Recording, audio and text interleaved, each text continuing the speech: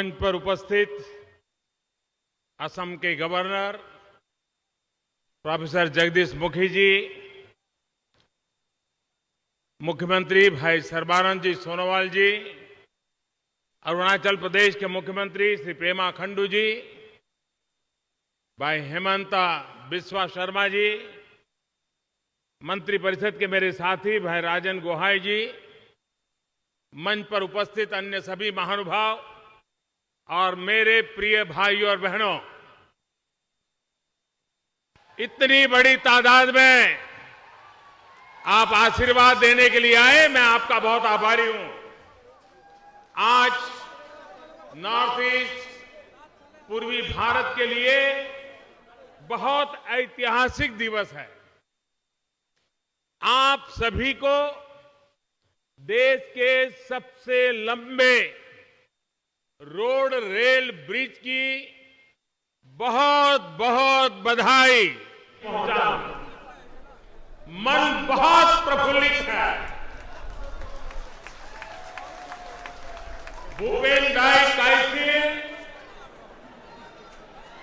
महाबाहु ब्रह्मपुत्र, महामिलन तीर्थ,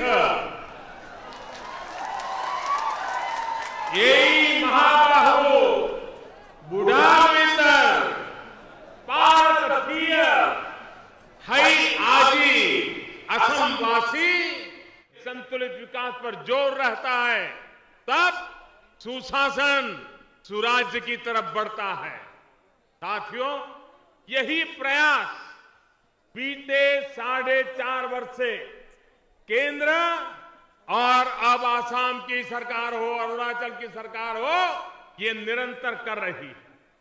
मुझे खुशी है कि आज के पवित्र दिन टू रोड ब्रिज और रेल रोड ब्रिज दोनों असम की धरती पर है।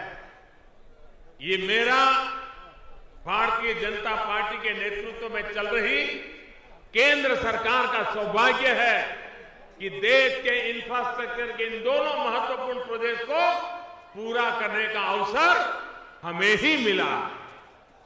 पिछले वर्ष मई में सदिया में भूपेन हजारिका ब्रिज का लोकार्पण करने आया था, तो आज बोगीबिल में आप सभी के बीच हूं।